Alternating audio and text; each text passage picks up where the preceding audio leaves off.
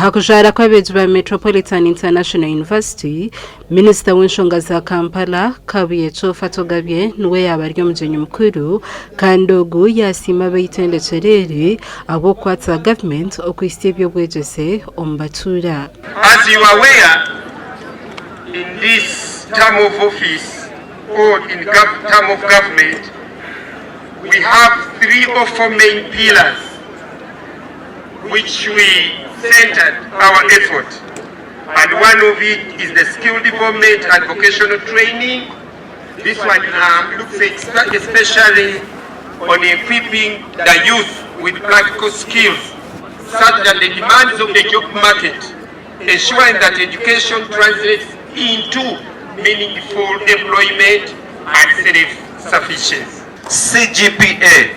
Okurjira Dr. Gracious Ario, or University General Secretary, wa Metropolitan International University, abejaba bejesiwe amashomo gatargamwe nagamwe.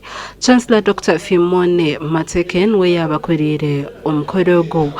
I thank God for the gift of life and having enabled us to gather here today, not for any other purpose, but the purpose to celebrate together this achievement. Dr. Julius Arnaitwe wenajira nguni chirunji kandi yahiga abazaire okwongeramo amani. We are proud the relationship we have with our sister institutions of higher learning, trying to put a brick in achieving Vision 2040 of the Ugandan government and the African Agenda 2063.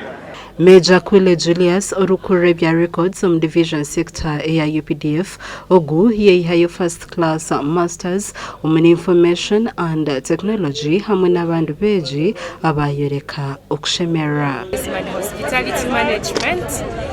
Well, I'm extremely happy and hopefully if God wishes I'll get something to do as a graduate. Gashakwa Ketatsarire omuri Kisoro.